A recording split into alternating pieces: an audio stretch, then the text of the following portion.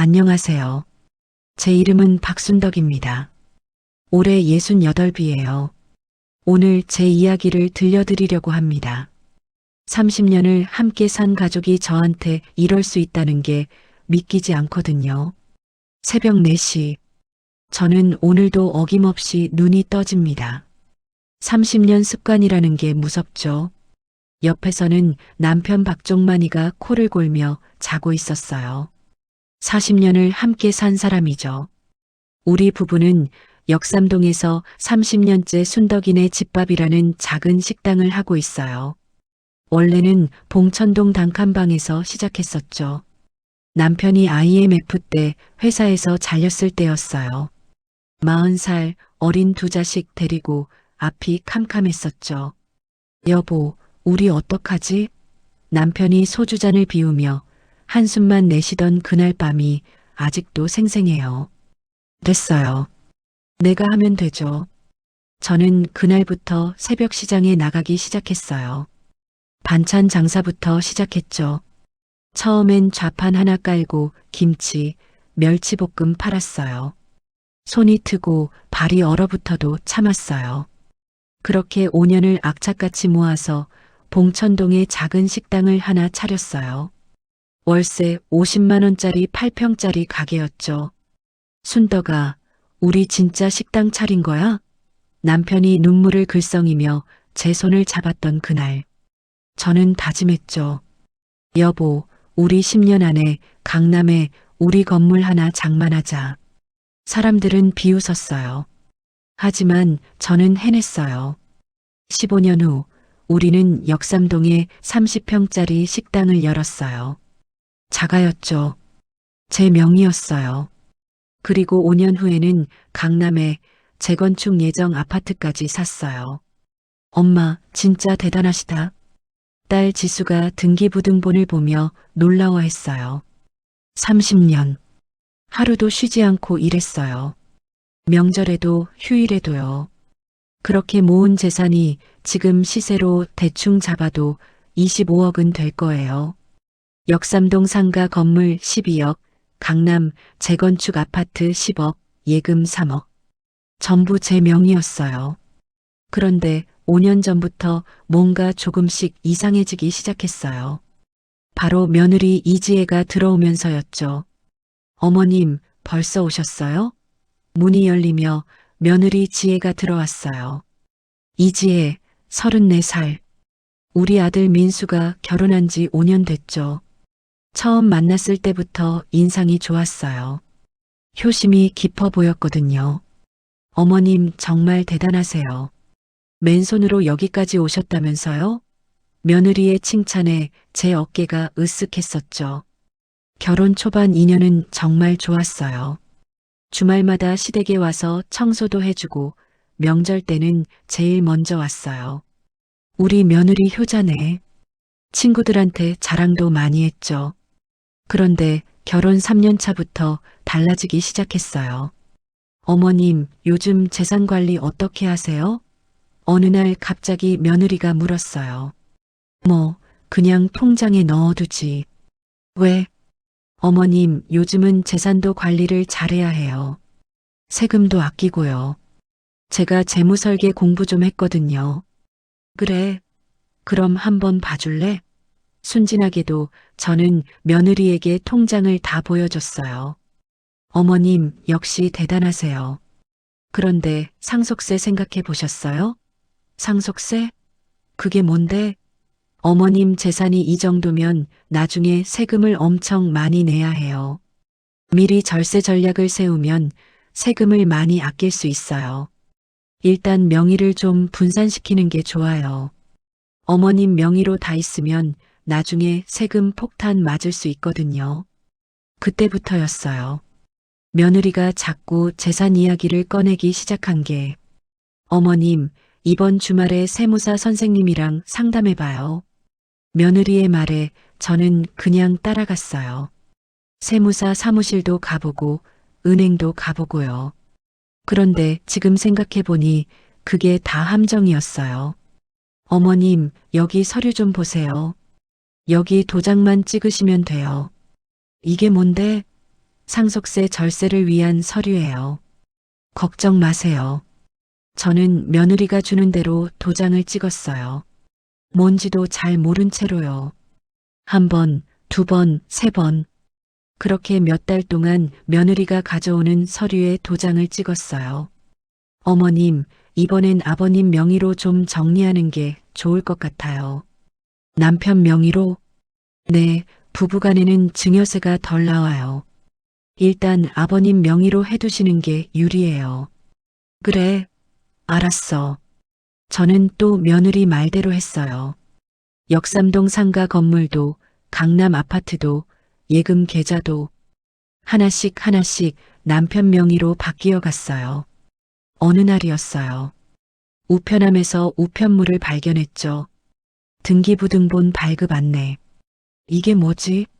열어보니 제 명의였던 역삼동 상가 건물이 남편 명의로 바뀌어 있었어요. 이거 내가 바꾼 거 맞나? 처음엔 별 생각이 없었어요. 어차피 남편 명의나 제 명의나 우리 거잖아요. 하지만 뭔가 찝찝했어요. 여보, 우리 건물 당신 명의로 바뀐 거 알아? 응? 아, 지혜가 세금 때문에 그렇게 하는 게 좋다고 해서. 그날 밤 저는 집에 있는 모든 서류를 꺼내봤어요. 통장, 등기부등본, 예금증서, 그리고 깜짝 놀랐어요. 제 명의로 있던 재산이 거의 다 남편 명의로 바뀌어 있었거든요. 역삼동 상가 남편 명의, 강남 아파트 남편 명의, 예금, 계좌 3개 남편 명의. 이게 대체 언제? 손이 떨렸어요. 30년 동안 제가 악착같이 모은 재산이 제 명의가 아니었어요. 아니야, 괜찮아. 어차피 남편 거나 내 거나 똑같잖아. 하지만 가슴 한쪽이 불편했어요. 다음 날 저는 며느리에게 물었어요. 지혜야, 우리 재산 남편 명의로 다 바꾼 거 맞지? 네, 어머님. 세금 때문에 그렇게 하는 게 유리하다고 세무사 선생님이 그러셨잖아요. 며느리는 태연하게 대답했어요. 저도 더 이상 물어보지 않았죠. 하지만 그날 밤부터 잠이 안 왔어요. 내가 모은 돈인데 왜 내 명의가 아닐까? 머릿속이 복잡했어요. 그런데 더 충격적인 일이 한 달 후에 일어났어요. 어머님, 저 오늘 은행 좀 가봐야 해요. 며느리가 말했어요. 왜? 대출 받으려고요. 작은 카페 하나 차리고 싶어서요. 카페? 좋지. 얼마나 필요한데? 한 3억 정도요. 3억? 걱정 마세요. 아버님이 담보 좀 세워주시기로 하셨어요. 담보? 무슨 담보? 역삼동 상가요. 아버님 명의잖아요. 그 순간 제 머릿속이 하얘졌어요. 뭐? 어머님 괜찮으시죠? 아버님이 이미 동의하셨는데요. 며느리는 태연하게 웃었어요. 저는 그날 바로 남편을 찾아갔어요. 여보, 며느리한테 건물 담보로 대출해주기로 했어? 응, 지혜가 카페 하고 싶다잖아. 3억 정도야 뭐. 3억이 작은 돈이야? 그리고 그 건물은 내가 모은 거라고. 당신이 모은 거 나도 알아. 하지만 지금은 내 명의잖아. 당신 왜 그래? 며느리한테 왜 그렇게 박하게 구냐? 박하게? 내가? 저는 말문이 막혔어요. 30년 동안 제가 모은 재산이 제 허락도 없이 며느리 카페 자금으로 쓰인다니요. 여보, 이건 아니잖아. 적어도 나한테 먼저 물어봐야지. 물어보면 뭐해? 어차피 반대할 거면서. 남편은 그렇게 말하고 방문을 쾅 닫았어요. 저는 그 자리에 주저앉았어요. 다음 날 저는 혼자 등기소를 찾아갔어요. 손님, 무엇을 도와드릴까요? 제 명의로 된 부동산이 있는지 확인하고 싶은데요. 직원이 몇 가지 물어보더니 컴퓨터를 두드렸어요. 손님 성함이 박순덕님 맞으시죠? 네. 손님 명의로 된 부동산은 하나도 없으시네요. 네. 저는 귀를 의심했어요. 뭐라고요? 박순덕님 명의 부동산은 현재 없습니다. 그럴 리가. 제가 30년 동안 모은 건물이 있는데요. 아, 혹시 배우자 명의로 되어 있는 거 아니세요?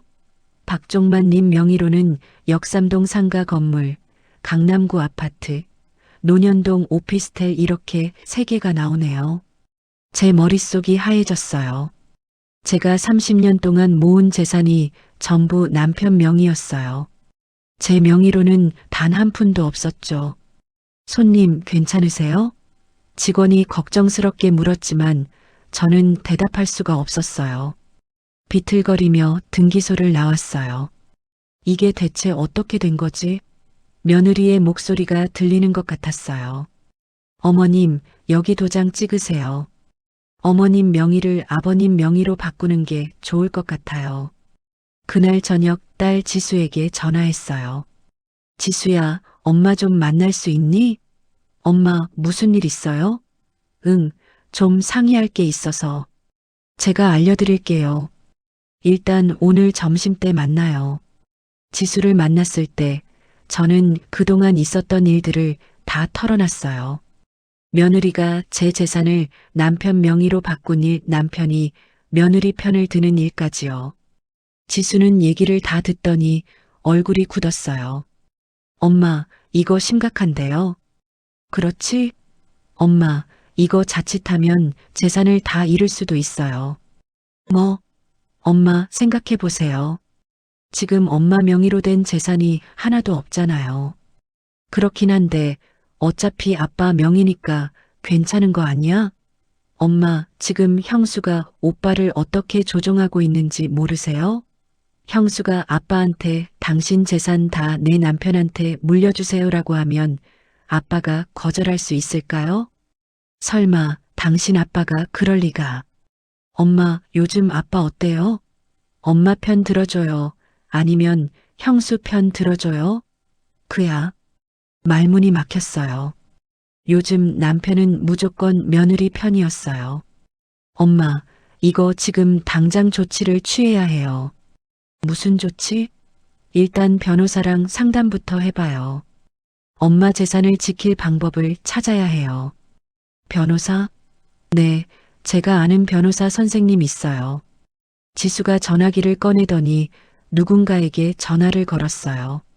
선생님, 제 어머니인데요. 급한 상담이 필요하세요. 그렇게 저는 처음으로 변호사 사무실에 가게 되었어요. 변호사는 50대 중반의 차분해 보이는 여성이었어요. 어머님, 지수 씨 어머니시죠? 반갑습니다. 저는 변호사 송미경입니다. 저는 송 변호사에게 그동안의 일들을 설명했어요. 송 변호사는 제 말을 다 듣더니 심각한 표정을 지었어요. 어머님, 솔직히 말씀드릴게요. 지금 상황이 좋지 않습니다. 얼마나 좋지 않은데요? 어머님 재산이 전부 남편분 명의로 되어 있죠? 네. 그리고 며느리분이 그 재산에 대한 처분권을 사실상 가지고 계시고요. 네, 맞아요.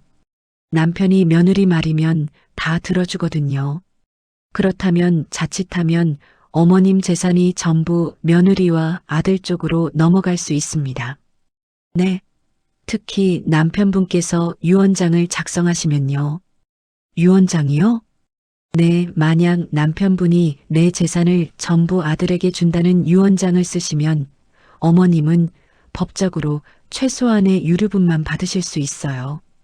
얼마나 받을 수 있는데요? 대략 전체 재산의 3분의 1 정도요. 그것도 소송을 해야 받을 수 있고요. 3분의 1? 30억짜리 재산이면 10억 정도만 받으실 수 있다는 거죠. 저는 말문이 막혔어요. 그럼 어떻게 해야 하나요? 일단 증거를 모으셔야 해요. 증거요? 네, 며느리분이 어머님을 속이고 재산을 빼돌린 증거요. 며느리와의 대화를 녹음하세요. 특히 재산에 관한 대화요. 송 변호사는 차분하게 설명했어요. 저는 고개를 끄덕였어요. 변호사 사무실을 나오면서 딸 지수가 제 손을 잡았어요. 엄마 힘들지? 응, 좀 그래. 엄마가 30년 동안 악착같이 모은 돈이잖아요. 포기하면 안 돼요. 그래, 포기하지 않을게. 저는 딸의 손을 꼭 잡았어요. 그날부터 저는 변했어요. 며느리의 모든 말과 행동을 주의 깊게 관찰하기 시작했죠. 며느리를 관찰하기 시작한 지 일주일이 지났어요. 그동안 저는 며느리의 행동을 조용히 지켜봤어요. 그리고 이상한 점들을 발견하기 시작했죠. 어느 날 오후였어요. 식당 일을 마치고 집에 일찍 들어왔어요. 거실에서 며느리가 전화 통화를 하고 있었어요. 응, 알았어. 걱정 마. 이제 거의 다 됐어. 며느리의 목소리가 들렸어요. 저는 복도에 숨어서 귀를 기울였죠. 어머님, 걱정 마. 내가 잘 구슬리고 있으니까. 이제 진짜 조금만 더 있으면 돼. 구슬린다고? 제 심장이 쿵쿵 뛰었어요. 유원장, 그거 이번 달 안에 쓰게 할 거야. 아버님이 내 말 잘 듣거든. 하, 유원장, 제 온몸이 얼어붙었어요. 응, 그럼 역삼동 건물이랑 강남 아파트 다 우리 거야. 시어머니, 쫓아내면 되지 뭐. 쫓아낸다고? 저는 귀를 의심했어요. 걱정하지 마, 엄마. 난 이미 5년 전부터 준비해 왔어. 이제 마무리만 하면 돼. 며느리가 통화를 끊는 소리가 들렸어요. 저는 조용히 현관으로 나와서 다시 문을 열었어요. 다녀왔습니다. 어머님, 벌써 오셨어요? 며느리는 환하게 웃으며 저를 맞이했어요. 마치 방금 전 그 끔찍한 대화는 없었던 것처럼요. 응, 오늘은 손님이 없어서. 그럼 제가 저녁 준비할게요. 며느리는 부엌으로 가면서 콧노래를 불렀어요. 저는 그 뒷모습을 보며 온몸이 떨렸어요. 5년 전부터 준비했다고? 유언장을 쓰게 한다고? 나를 쫓아낸다고? 방으로 들어가서 핸드폰을 꺼냈어요. 딸 지수에게 문자를 보냈죠. 지수야, 며느리가 방금 전화 통화하는 거 들었어. 유언장 얘기하더라. 잠시 후 지수에게서 전화가 왔어요. 엄마, 지금 뭐라고 하신 거예요? 며느리가 친정 어머니한테 전화한 것 같아. 유언장 이번 달 안에 쓰게 할 거라고. 엄마, 이거 진짜 심각한데요? 근데 증거가 없어. 내가 몰래 들은 거라서. 엄마, 다음부터는 꼭 녹음하세요. 핸드폰 녹음 기능 쓰시면 돼요. 제가 알려드릴게요. 일단 오늘 저녁에 집에 갈게요. 전화를 끊고 저는 한숨을 쉬었어요. 며느리가 5년 동안 저를 속여왔다니요.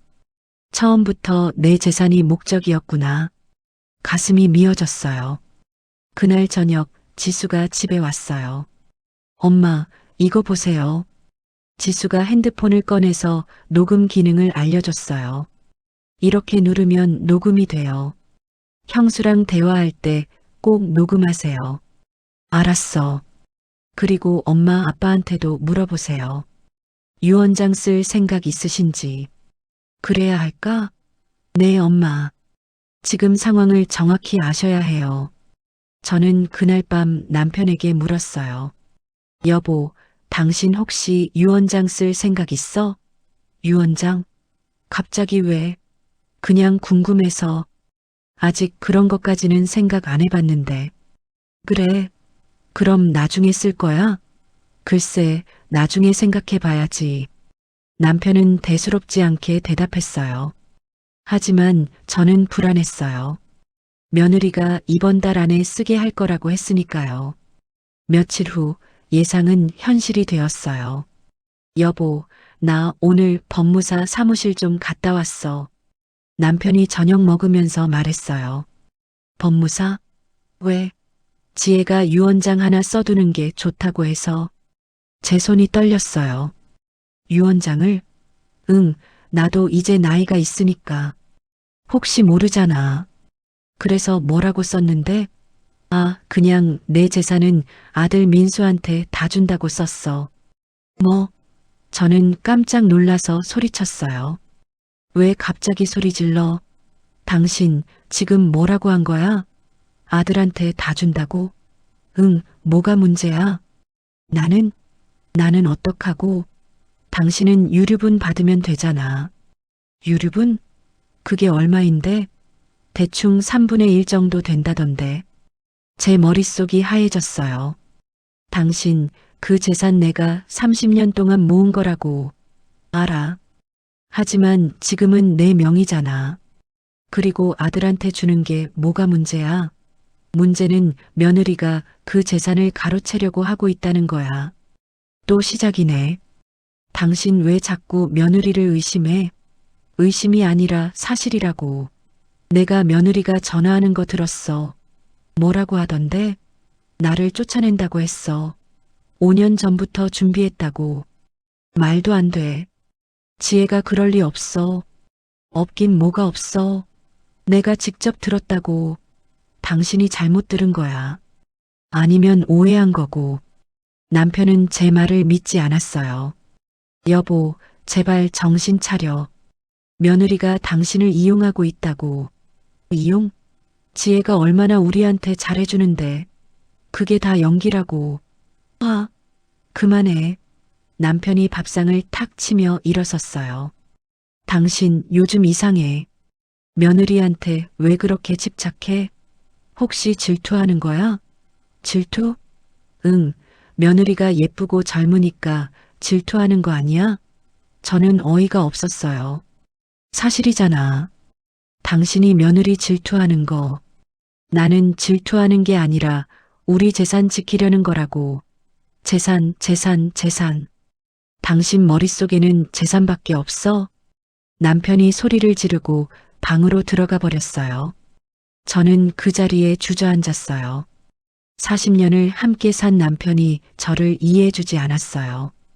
오히려 며느리 편을 들었죠. 다음 날 저는 다시 송 변호사를 찾아갔어요. 어머님, 남편분이 유언장을 쓰셨다고요? 네, 며느리가 시켜서요. 내용이 어떻게 되나요? 아들한테 전부 준다고요. 송 변호사가 한숨을 쉬었어요. 어머님, 예상했던 대로네요. 그럼 전 이제 어떻게 되는 거예요? 남편분이 돌아가시면 어머님은 유류분 소송을 해야 해요. 그럼 얼마나 받을 수 있어요? 대략 3분의 1 정도요. 30억이면 10억 정도. 겨우 10억이요? 제가 30년 동안 모은 돈인데 법적으로는 그렇습니다. 남편분 명의니까요. 저는 말문이 막혔어요. 그럼 제가 할 수 있는 게 뭐예요? 지금으로서는 증거를 모으는 수밖에 없어요. 며느리 분이 어머님을 속이고 재산을 빼돌린 증거요. 그게 있으면 나중에 유언장 무효 소송을 할 수 있어요. 저는 고개를 끄덕였어요. 변호사 사무실을 나오면서 저는 결심했어요. 이제 더 이상 당하고만 있지 않겠어. 내가 30년 동안 모은 재산을 지킬 거야. 며느리가 뭘 계획하고 있는지 다 밝혀낼 거야. 며칠 후 저는 우연히 은행에 들렀어요. 예금 만기가 되어서 갱신하려고 갔던 거였죠. 손님, 통장 주세요. 저는 30년 된 묵은 예금 통장을 내밀었어요. 거기에 1억이 들어 있었죠. 잠시만요. 직원이 컴퓨터를 보더니 고개를 갸우뚱했어요. 손님, 이 통장은 이미 해지되었는데요. 네, 해지요? 네, 3개월 전에 해지되었습니다. 말도 안 돼요. 제가 해지한 적 없는데요. 여기 보세요. 본인 확인하시고 해지하신 거 맞는데요. 직원이 보여준 서류에는 제 도장이 찍혀 있었어요. 이게 손이 떨렸어요. 그럼 그 돈은 어디로 갔는데요? 남편분 명의 계좌로 이체되었습니다. 남편 계좌요? 네, 박종만님 계좌로요. 제 머릿속이 하얘졌어요. 다른 통장들도 좀 확인해 주실래요?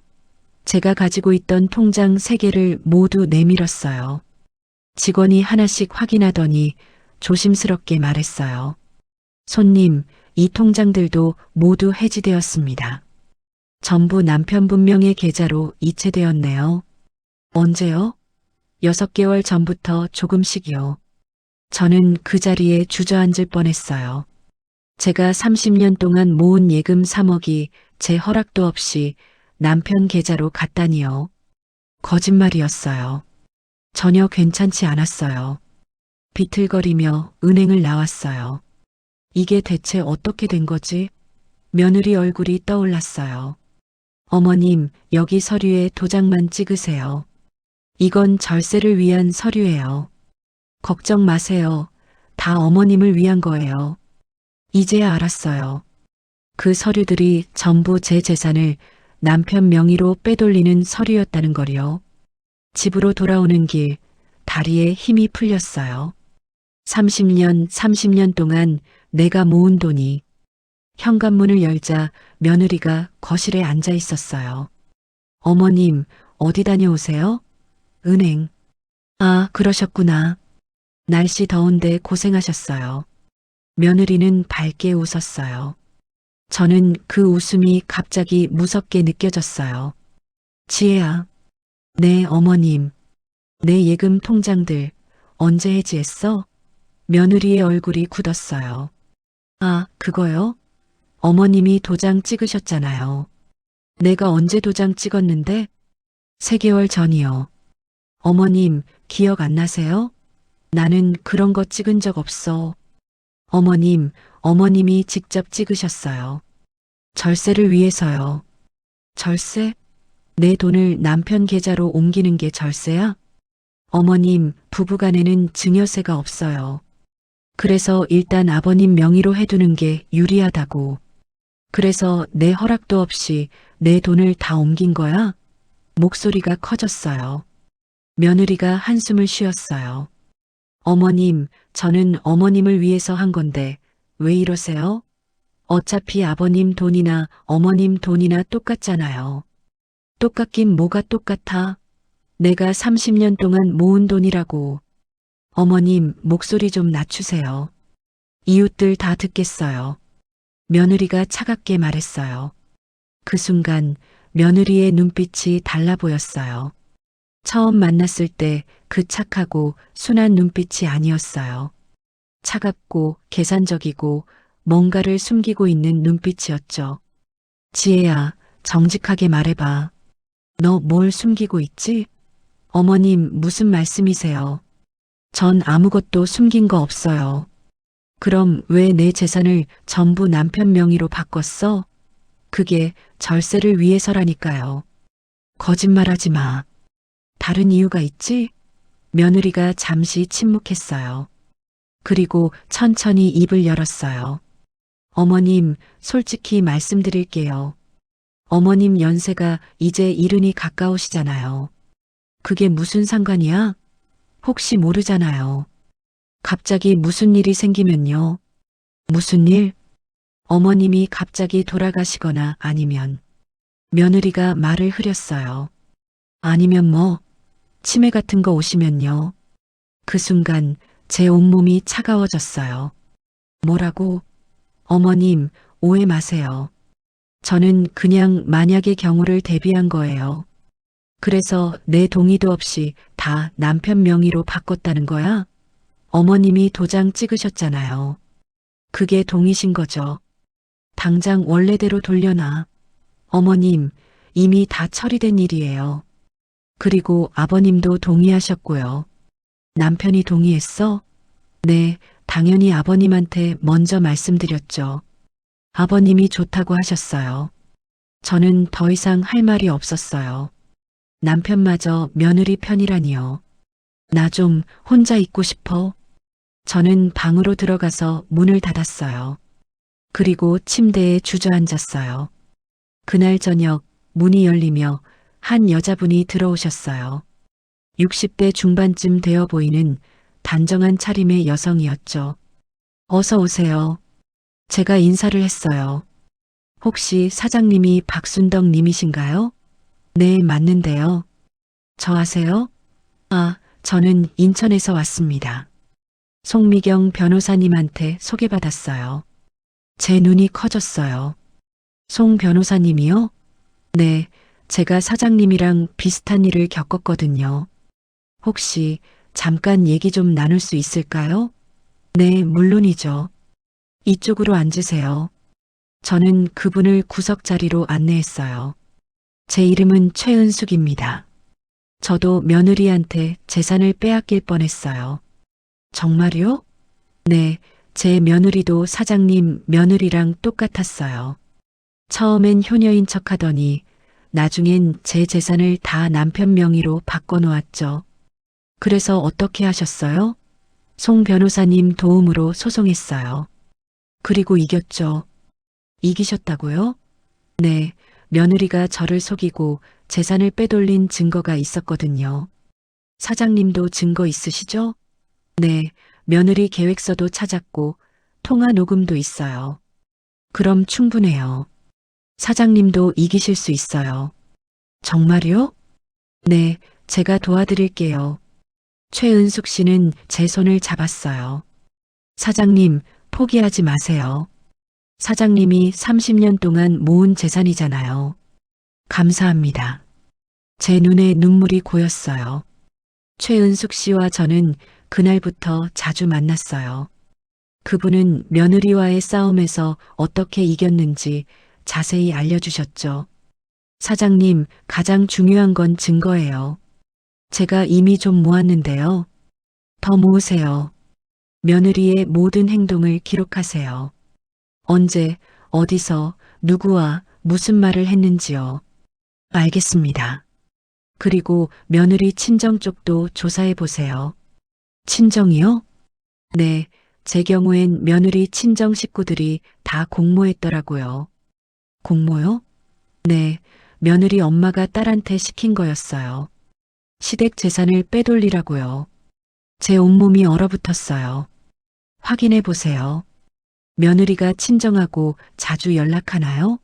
네, 맨날 전화해요. 그럼 의심해 봐야죠. 저는 그날부터 며느리를 더 주의 깊게 관찰했어요. 며느리는 일주일에 3번씩 친정집에 갔어요. 어머님, 오늘 친정 좀 다녀올게요. 그래, 다녀와. 며느리가 나간 후 저는 딸 지수에게 전화했어요. 지수야, 며느리 친정 주소 알아? 네, 왜요? 한번 가볼까 해서. 엄마, 위험하지 않아요? 괜찮아. 그냥 한번 보고만 올게. 저는 며느리 친정집 주소를 받아 적었어요. 택시를 타고 그곳으로 향했죠. 며느리 친정은 강북에 있는 낡은 빌라였어요. 생각보다 집이 별로네. 며느리는 늘 우리 친정이 좀 넉넉해요라고 자랑했거든요. 저는 근처 카페에 앉아서 며느리 친정집을 지켜봤어요. 1시간쯤 지났을 때 며느리가 나왔어요. 그리고 그 뒤로 60대쯤 되어 보이는 여자가 따라 나왔죠. 며느리 엄마인 것 같았어요. 지혜야, 조금만 더 참아. 곧 다 우리 거야. 며느리 엄마의 목소리가 들렸어요. 알아요, 엄마. 걱정 마세요. 시어머니가 눈치챈 것 같진 않아? 괜찮아요. 이미 다 처리했어요. 두 사람은 웃으며 이야기를 나눴어요. 저는 멀리서 핸드폰으로 동영상을 찍었어요. 역시 친정 엄마가 공모자였구나. 며느리는 택시를 타고 떠났고 저는 계속 며느리 엄마를 지켜봤어요. 며느리 엄마는 근처 부동산으로 갔어요. 저도 몰래 따라갔죠. 사장님, 이번에 나온 강남 아파트 좀 보여주세요. 며느리 엄마가 부동산 사장에게 말했어요. 아, 고객님. 이번에 좋은 물건 나왔어요. 강남구 역삼동인데요. 역삼동이요? 제 심장이 쿵쿵 뛰었어요. 네, 30평형이고 재건축 예정 지역이에요. 가격이 얼마죠? 10억 정도 됩니다. 며느리 엄마가 고개를 끄덕였어요. 좋네요. 그 아파트로 할게요. 네. 지금 계약하시게요? 아니요. 아직은 안 돼요. 한 6개월 후쯤요. 6개월 후요? 네. 그때쯤 되면 돈이 생길 거예요. 며느리 엄마가 의미심장하게 웃었어요. 저는 온몸이 얼어붙었어요. 6개월 후면 돈이 생긴다고? 설마 그게 우리 재산을 말하는 건가? 부동산을 나와서 저는 급하게 송 변호사에게 전화했어요. 변호사님, 며느리 친정 엄마가 지금 부동산에서 강남 아파트 알아보고 있어요. 뭐라고요? 6개월 후에 돈이 생긴다면서 아파트 계약하려고 해요. 어머님, 그거 녹음하셨어요? 아, 깜빡했어요. 괜찮아요.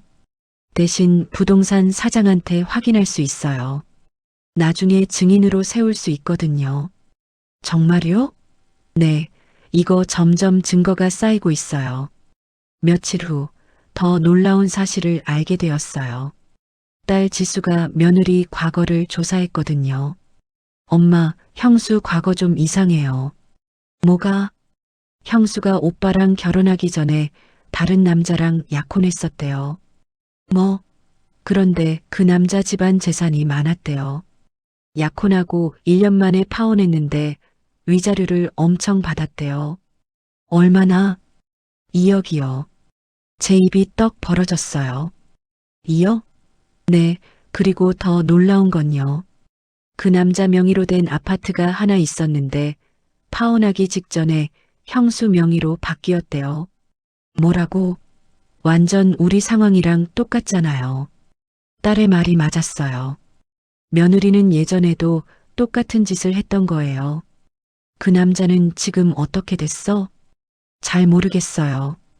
근데 소문으로는 그 일 이후로 사람이 망가졌다고 하더라고요.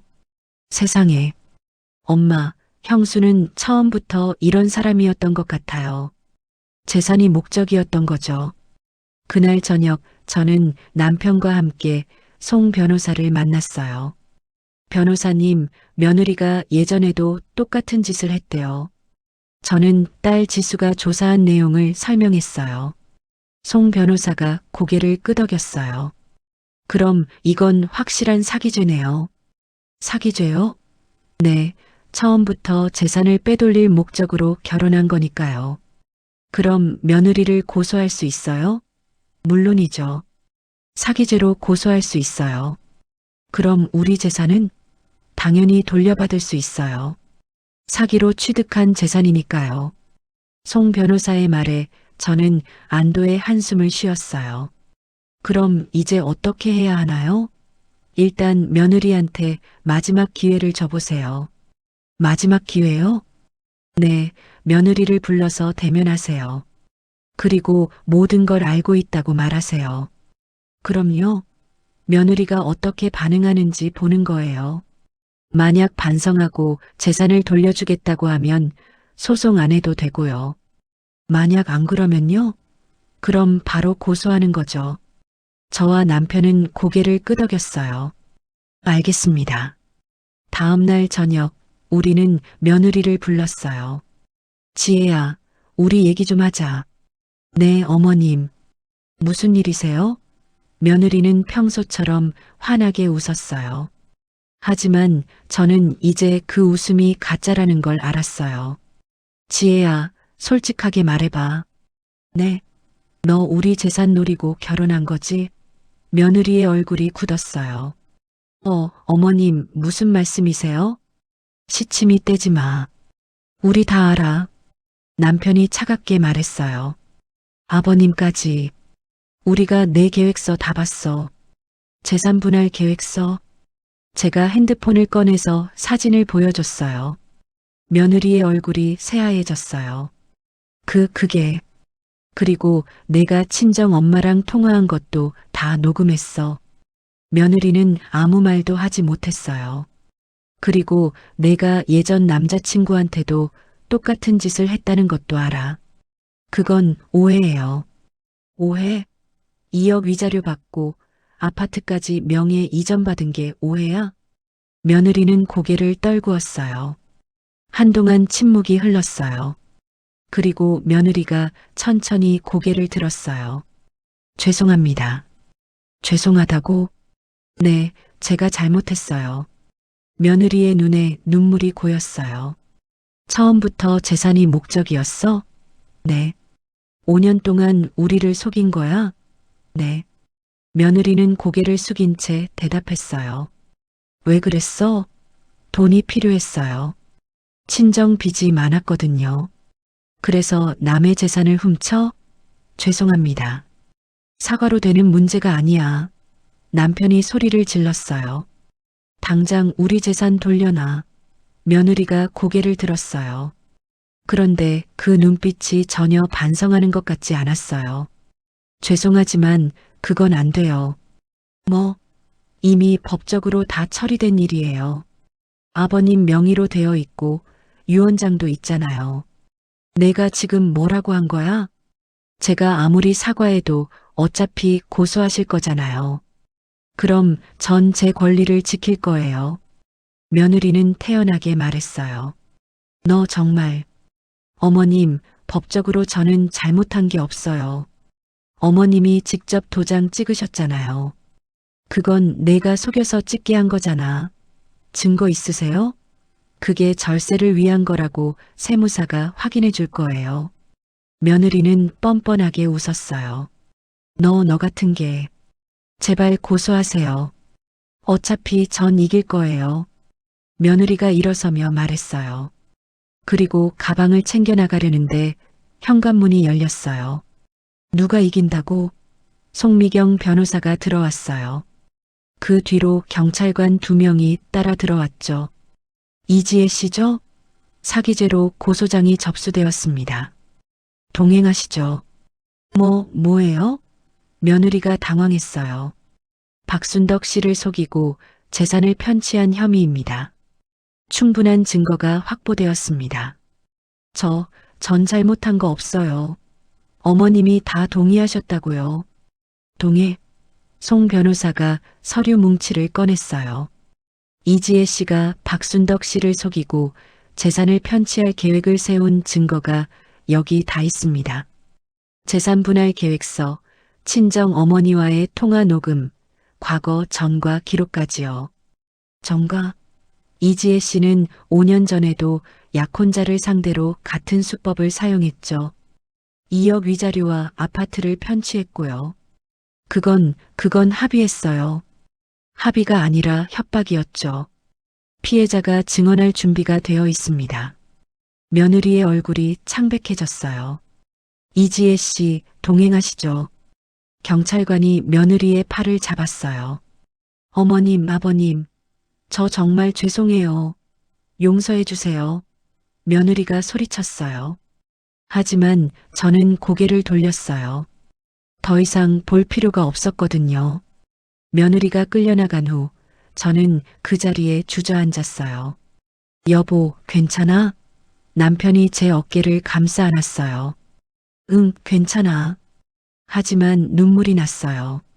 5년 동안 믿었던 며느리가 처음부터 저를 속였다는 게, 30년 동안 모은 재산을 빼앗으려 했다는 게 너무 슬펐어요.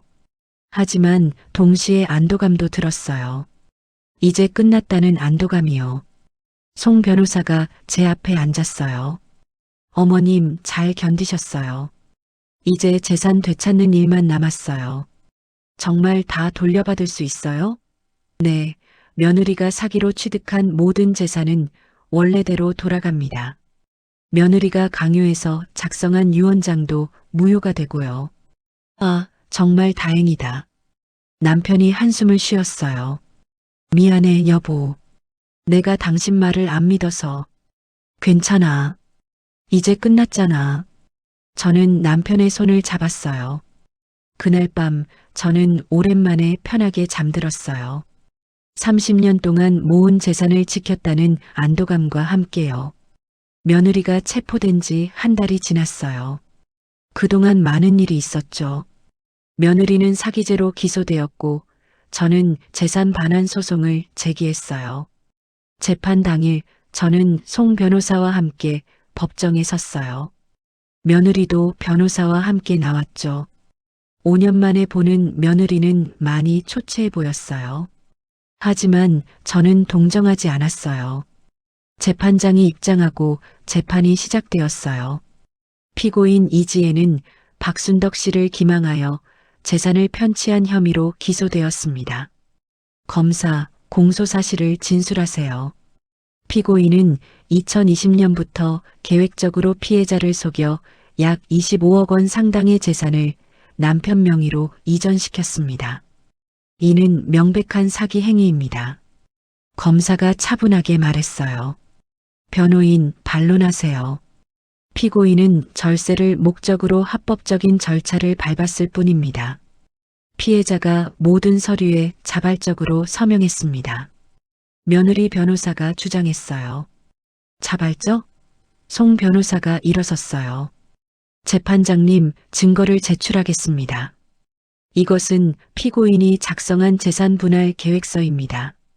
여기에는 피해자를 속여 재산을 편취하고 집에서 쫓아낼 계획이 명시되어 있습니다. 또한 피고인이 친정 어머니와 나눈 통화 녹음도 있습니다. 여기서 피고인은 시어머니를 구슬렸다고 자백하고 있습니다. 송 변호사가 증거 자료를 제출했어요. 재판장이 서류를 검토했어요. 피고인, 이 서류에 대해 설명하시오. 그건 그냥 메모일 뿐이에요. 실제로 그렇게 하려던 건 아니었어요. 며느리가 변명했어요. 그럼 이 녹음은 어떻게 설명하시겠습니까? 재판장이 녹음을 틀었어요. 며느리 목소리가 법정에 울려 퍼졌어요. 시어머니, 쫓아내면 되지 뭐. 5년 전부터 준비해 왔어. 법정이 술렁였어요. 며느리는 고개를 떨구었어요.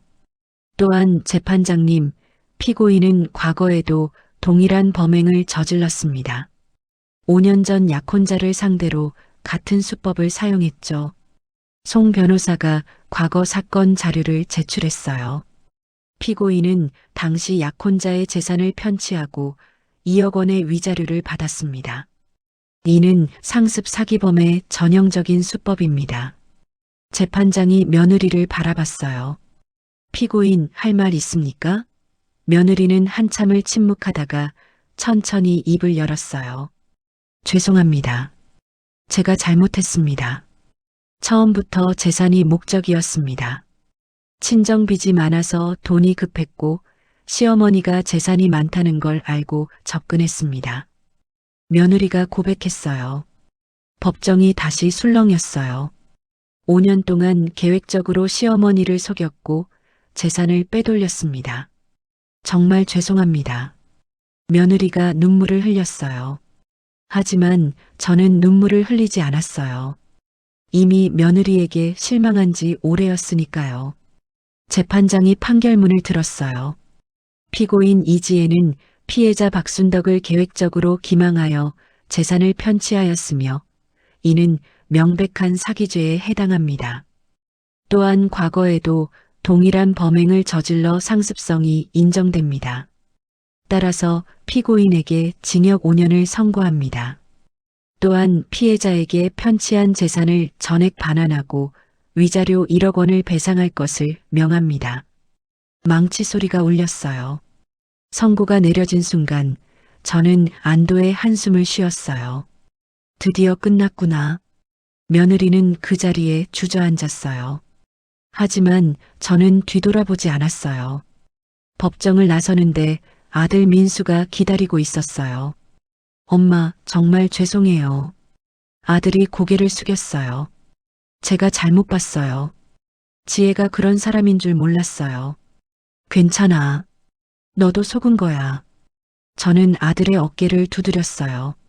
하지만 앞으로는 사람을 제대로 봐야 한다. 겉모습만 보지 말고 진심을 봐야 해. 네, 엄마. 명심할게요. 아들이 눈물을 흘렸어요.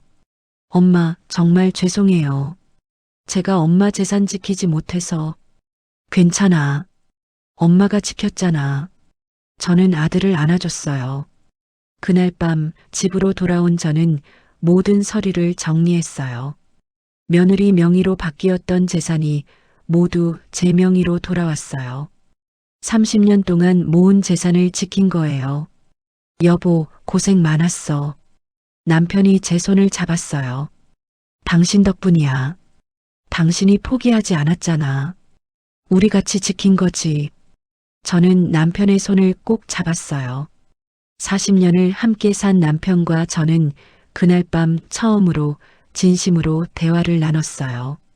그동안 얼마나 힘들었는지, 서로를 얼마나 필요로 했는지요. 미안해, 여보. 내가 당신 말을 안 믿어서. 괜찮아. 이제 우리 다시 시작하자.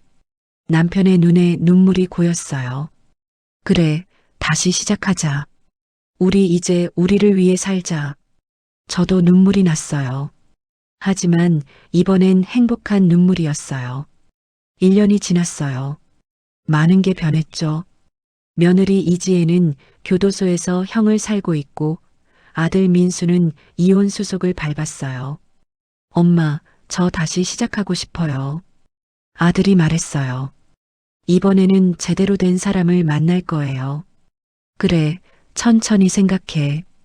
급할 거 없어. 저는 아들에게 위로금을 좀 줬어요. 너 그거 가지고 새 출발해. 재혼 준비도 해야지. 재혼이요? 응. 넌 아직 젊잖아. 좋은 사람 만나서 행복하게 살아. 엄마, 대신 이번엔 제대로 봐. 겉모습만 보지 말고 그 사람 마음을 봐. 민수가 고개를 끄덕였어요. 네, 그럴게요. 이번엔 엄마한테 먼저 소개시켜 드릴게요. 그래, 엄마가 판단해 줄게. 민수가 저를 꼭 안았어요. 엄마 사랑해요. 그리고 존경해요. 나도 사랑한다, 아들. 며칠 후 예상치 못한 전화가 왔어요. 교도소에서였어요. 박순덕 님이시죠? 재소자 이지혜가 면회를 신청했습니다. 거절합니다. 저는 단호하게 말했어요. 더 이상 볼 일 없어요. 알겠습니다. 전화를 끊고 저는 창밖을 바라봤어요. 며느리는 아직도 제게 매달리고 싶은가 봐요. 하지만 저는 이미 그 사람을 제 인생에서 지웠어요. 1년 후, 저는 제주도에 작은 카페를 열었어요. 순덕이네 카페. 간판은 소박했지만 제 마음은 뿌듯했어요. 어머님, 손님 오셨어요. 딸 지수가 주말마다 내려와서 도와줬어요. 어서 오세요. 저는 환하게 웃으며 손님을 맞이했어요. 카페는 작았지만 따뜻했어요. 바다가 보이는 창가 자리가 인기였죠. 사장님, 여기 커피 정말 맛있어요. 감사합니다. 천천히 드세요. 손님들과 이야기를 나누는 게 즐거웠어요. 30년 동안 식당에서는 정신없이 일만 했는데 이제는 여유가 생겼어요. 엄마, 행복해 보여요. 지수가 웃으며 말했어요. 응, 정말 행복해. 저는 바다를 바라봤어요. 푸른 바다, 따뜻한 햇살, 여유로운 시간. 이게 바로 제가 꿈꿨던 삶이었어요. 어느 날 저녁 남편과 함께 카페 앞 바닷가를 걸었어요. 순덕아, 응? 당신 덕분에 우리가 여기까지 왔어. 무슨 소리야? 우리 같이 온 거지. 아니야. 당신이 포기하지 않았잖아. 며느리한테 속아도 내가 못 믿어줘도 남편이 제 손을 꼭 잡았어요. 당신이 진짜 대단한 사람이야. 나는 이제야 알았어. 늦었지만 그래도 알아줘서 고마워. 우리는 손을 잡고 바닷가를 걸었어요. 40년 만에 처음으로 느끼는 평화였어요. 그날 밤 저는 일기를 썼어요. 2025년 11월 17일.